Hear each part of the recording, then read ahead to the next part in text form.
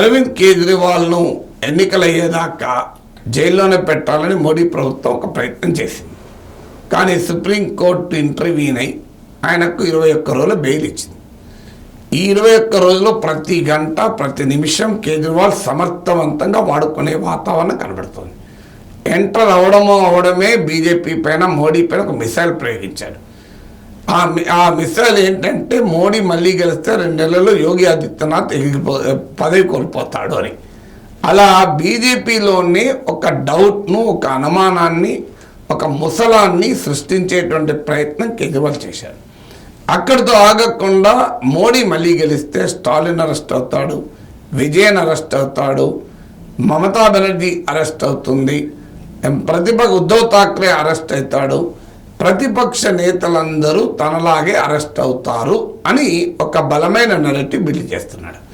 ఈ నెరేటివ్ ద్వారా Modi లెజిటిమసీని, Modi democratic క్రెడెన్షియల్స్ను question చేయడంతో పాటు అపోజిషన్ యూనిటీకి ఒక ప్రాతిపదికను ఏర్పాటు చేస్తున్నాడు. ఇండియా కూటమి అంటే అవకాశవాదుల కూటమి, పవర్ మాంగర్స్ కూటమి అని బీజేపీ చేస్తున్న అటాక్ కౌంటర్ అటాక్గా మోడీ రాజకీయ బాధితులు వీరు అని ఒక కామన్ లైన్ కేజ్రీవాల్ క్రియేట్ చేయగలిగాడు. తమ భిన్నాభిప్రాయాలను పక్కకు పెట్టైనా మోడీకి వ్యతిరేకంగా ఈ శక్తులన్నీ ఏకం కావటానికి ఒక భూమికను కేజ్రీవాల్ తన క్యాంపెయిన్ ద్వారా ఏర్పాటు చేస్తున్నారు. సో కేజ్రీవాల్ ఇప్పుడు మీరు గమనించండి, ఈ 21 రోజుల్లో ఢిల్లీలో ఆయన మాట్లాడతాడు, ఢిల్లీలో ఆమ్ ఆద్మీ పార్టీ క్యాంపెయిన్ చేస్తాడు, అలాగే పోటీ చేస్తున్న గుజరాత్లో కావచ్చు, ఇతర చోట్ల మాట్లాడతాడు.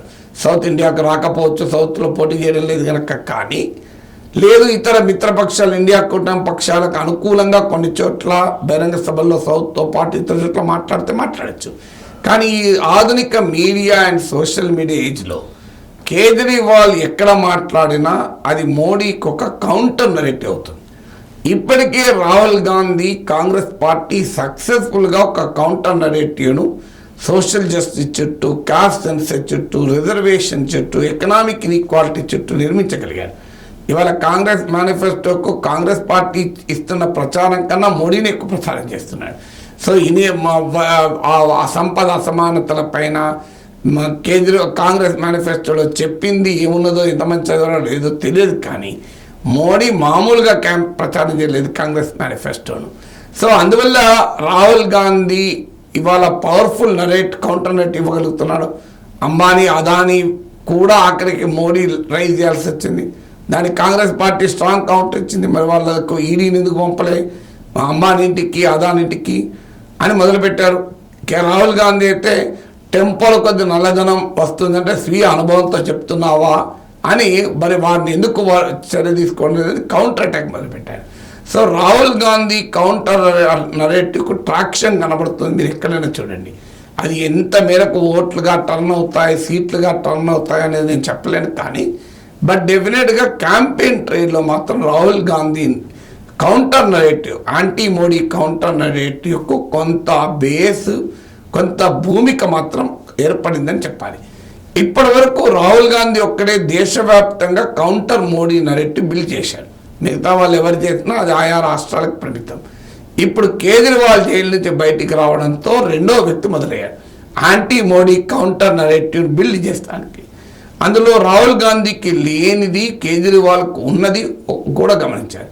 రాహుల్ గాంధీకి ఉన్న స్ట్రెంత్ ఏంటంటే ఆయన ఒక బలమైన పార్టీ, రిలేటివ్ ల్యాబ్తో పోలిస్తే కాంగ్రెస్ పార్టీ నాయకుడు. కానీ కేజ్రీవాల్కు ఉన్న అడ్వాంటేజ్ వేరు. కేజ్రీవాల్కు కాంగ్రెస్ నాయకునికి ఉన్న కరప్షన్ బ్యాగేజ్ లేదు. కేజ్రీవాల్కు కాంగ్రెస్ పార్టీకి ఉన్న ఎమర్జెన్సీ బ్యాగేజ్, నిరంకుశత్వం బ్యాగేజ్ లేదు. కేజ్రీవాల్కు కాంగ్రెస్ పార్టీకి ఉన్న మిస్ గవర్నెన్స్, ఈ బ్యాగేజ్ లేదు. అందువల్ల గుడ్ గవర్నెన్స్, క్లీన్ పాలిటిక్స్ అనే ఇమేజ్ ఉంది. యాంటీ కరప్షన్ మూవ్మెంట్ నుంచి వచ్చాడు. ఢిల్లీ ఎక్సైజ్ పాలసీ పైన బీజేపీ ఎంత క్యాంపెయిన్ చేసినా but basically Arvind Kejriwal Congress party నాయకుడిగా రాహుల్ గాంధీకున్న అనేక డిసడ్వాంటేజెస్ కేజ్రీవాల్కి లేవు. అందులో కేజ్రీవాల్కు ఇంకో అడ్వాంటేజ్ కూడా ఉంది.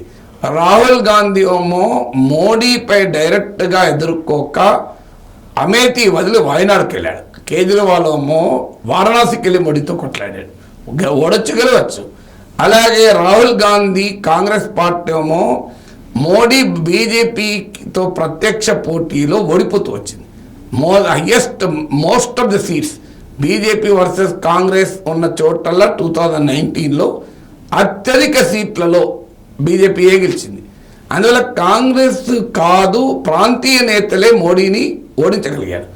కాంగ్రెస్ పార్టీ బీజేపీని ప్రత్యక్షంగా ఎదుర్కోలేని పరిస్థితి. దీనికి భిన్నంగా కేజ్రీవాల్ దేశ రాజధానిలోనే బీజేపీని ఓడించాడు. గుజరాత్ లాంటి రాష్ట్రంలోనే బీజేపీ జమడలు పట్టించి 11% ఓట్లు తెచ్చాడు. పంజాబ్లో కాంగ్రెస్ పార్టీ నుంచి బీజేపీ అకాలీదళ్ కూడా స్లిప్ కాకుండా అడ్డుపడగలిగాడు. అందువల్ల కేజ్రీవాల్ ఏమో మోడీని ఓడించిన చరిత్ర ఉంది, రాహుల్ గాంధీ కోమో మోడీ చేతిలో ఓడిపోయిన చరిత్ర ఉంది. ఈ ఫ్యాక్టర్స్ వల్ల నీకు Kejriwal advantages second powerful counter నెట్గా మారుతాడు. దానికి తోడు Modi support base Kejriwal support బేస్లో చాలా ఓవర్లాపింగ్ ఉంటుంది. Middle class, educated, upper caste, upper class, business and trading community, వీళ్ళందరూ కూడా మోడీ సపోర్ట్ బేస్. వీళ్ళెవరు రాహుల్ గాంధీ సపోర్ట్ బేస్ కాదు.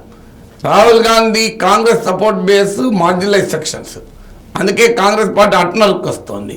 కేజ్రీవాల్కు వీళ్ళంతా కూడా సపోర్ట్ బేస్.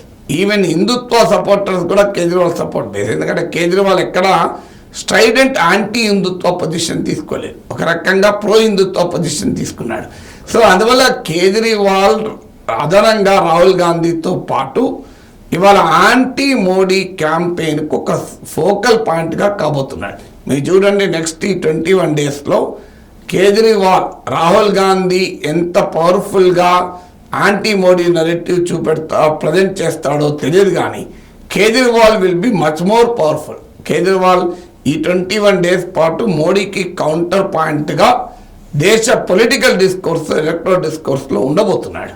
ఆ విధంగా కేజ్రీవాల్ను జైల్లో పెట్టి ఆయనకు బెయిల్ రాకుండా అడ్డుకోలేక ఒక రకంగా మోడీ సెల్ఫ్ గోల్ వేసినట్టుగా కనబడుతోంది.